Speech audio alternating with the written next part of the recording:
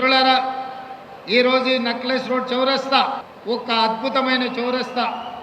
ఇక్కడికి వస్తే కష్టాలలో ఉన్న, సమస్యల్లో ఉన్న ఈ చౌరస్తాలో నిలబడితే నిలువెత్తు విగ్రహం డాక్టర్ బాబాసాహెబ్ అంబేద్కర్ అట్టడుగు వర్గాల నుంచి, సమాజ నిర్లక్ష్యాన్ని నుంచి ఈరోజు ఆకాశమంత ఎత్తుకెదిగిన డాక్టర్ బాబాసాహెబ్ అంబేద్కర్ ఈరోజు రాజ్యాంగాన్ని ఇవ్వడమే కాదు, ఓటు హక్కునివ్వడం ద్వారా ఓటునే ఆయుధంగా పాలకులను ఎన్నుకోవడానికి, క్రమశిక్షణ తప్పిన పాలకులను శిక్షించడానికి ఈనాడు ఓటు హక్కు అందించిన గొప్ప ప్రదాత డాక్టర్ బాబాసాహెబ్ అంబేద్కర్ గారు ఇక్కడ ఆవిష్కరించబడ్డారు.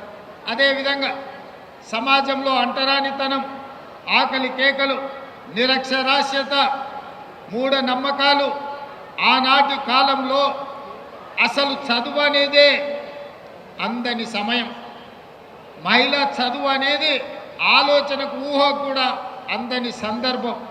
150-160 సంవత్సరాల క్రితం ఆనాడు జ్యోతిబా పూలే మనలో చైతన్యం రావాలి అనంటే, మన బతుకులు బాగుపడాలి, మన తలరాత మారాలి అంటే చదువు ఒక్కటే ఆయుధంగా మారాలి.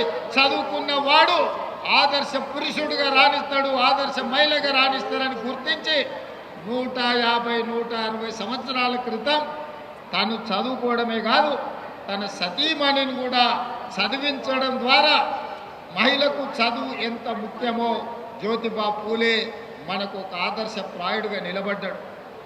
136 సంవత్సరాల క్రితం మరణించిన ఈనాడు కూడా ఈ తరం మనం వారిని ఆదర్శ పురుషుడిగా భావిస్తున్నామంటే సమాజంలో వారు తీసుకొచ్చిన సామాజిక విప్లవాన్ని ఈరోజు మనం గుర్తు చేసుకుంటున్నామంటే ఆయన ఆలోచన ఎంత ముందస్తుగా, ఎంత గొప్పగా వారు ఆలోచన చేసిండ్రో ఇవాళ మనం అర్థం చేసుకోవాల్సిన అవసరం ఉన్నది.